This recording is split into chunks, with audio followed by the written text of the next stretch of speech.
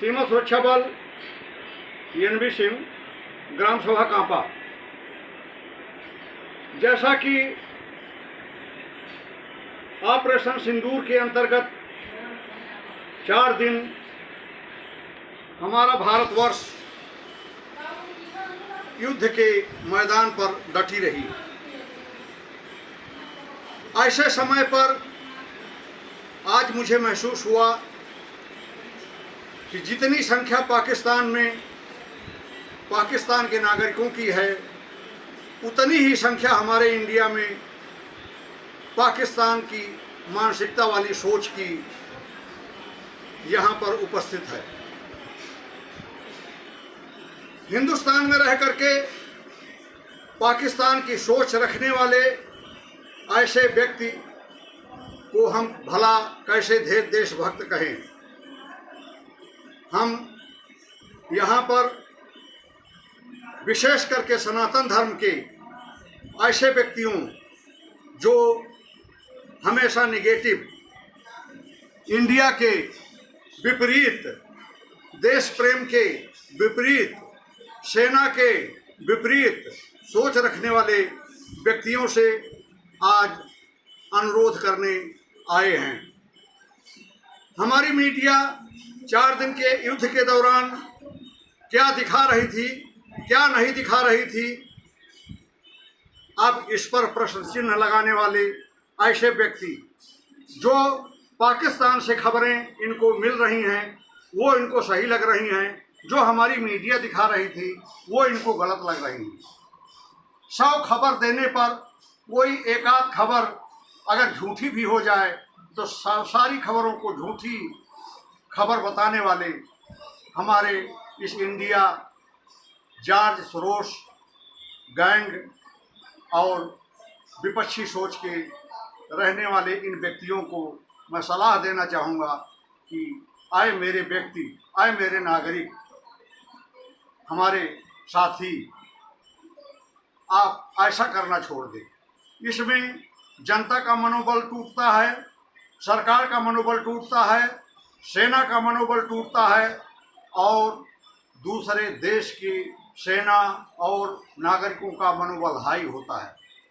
अगर मीडिया दिखा रही थी कि हमारी सेना बहुत खूब कर रही है तो आखिर क्या झूठ बोल रही थी?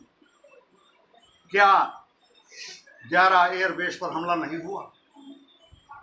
क्या 4 सैनिक अड्डे, आमनेशन अड्डे पर मिसाइलें नहीं दागी गईं?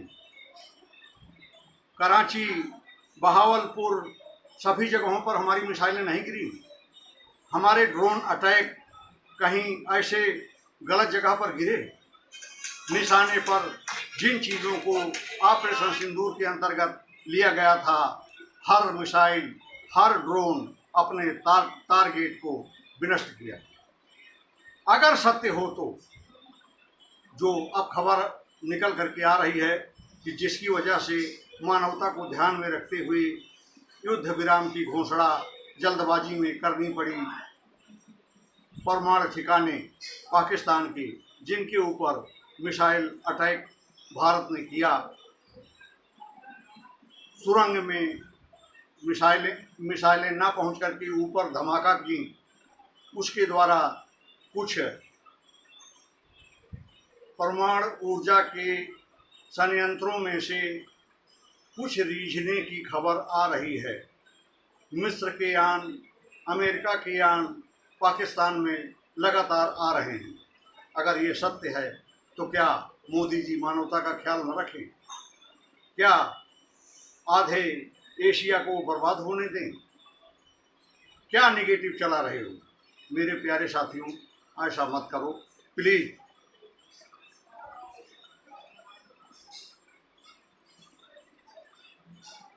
ना नुकसान, हमारा नुकसान ना के बराबर हुआ। अगर हम इसमें ये भी बोल दें कि बिल्कुल हमारा नुकसान नहीं भी हुआ तो मीडिया को आप प्रश्न चिन्ह में ले लोगे। नुकसान ना के बराबर हुआ, ये सत्य है। पाकिस्तान का नुकसान इतना हुआ जितना 6 महीने के युद्ध में दूसरा देश कर पाता। ये भी सत्य है। क्या मीडिया ने झूठ बोला? कल मोदी जी ने देश के नाम संदेश में सारी बातें बता दी, सत्यता सामने रख दी, तो तमाम ऐसे बंधुओं के द्वारा ये भी सुना गया कि ट्रंप को उन्होंने क्यों नहीं डाका।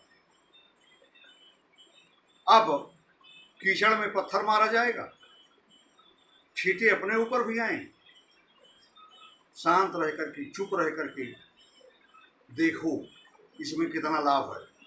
24 घंटा बोलते रहोगे तो उसका फायदा नहीं होगा, और आप 24 घंटे में एक बार बोलोगे तो बिल्कुल सत्य बोलोगे। किसी देश के राजनयिक के ऊपर हम क्वेश्चन नहीं उठा सकते। हाँ, जो मैंने कहा, जो हमारे मोदी जी ने कहा, जो हमारी सरकार ने कहा कि हम अब केवल टेरर और पीओके पर ही बातचीत कर सकते हैं, क्या ऐसा ट्रंप ने बोला था? क्या ये ट्रंप को जवाब नहीं है? और टेरर अटैक एक भी हुआ तो हम इसे युद्ध समझेंगे और तुरंत युद्ध प्रारंभ कर देंगे। क्या ऐसा ट्रंप ने कहा था? ये ट्रंप को जवाब नहीं है। मोदी जी ने जो कुछ कहा वो बिना नाम लिए सब उन सभी व्यक्तियों को जवाब है, और हमारे जॉर्ज सोरोस की पार्टी को भी उसका जवाब है।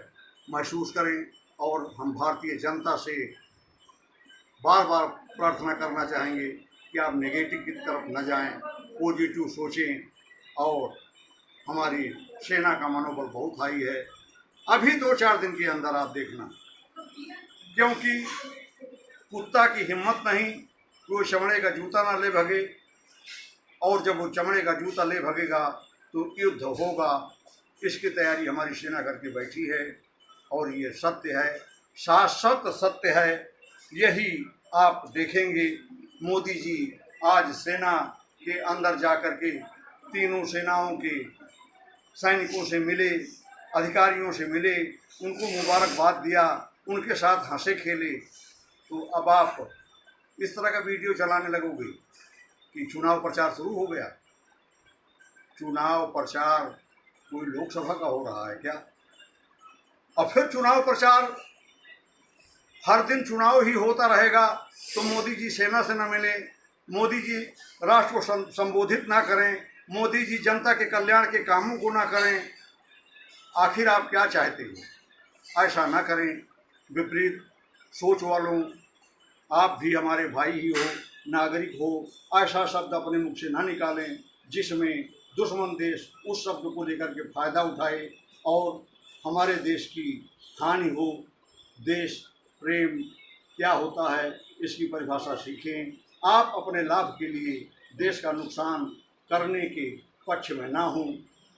कृपया थोड़ा सोचें। इसी के साथ जय हिंद, जय भारत।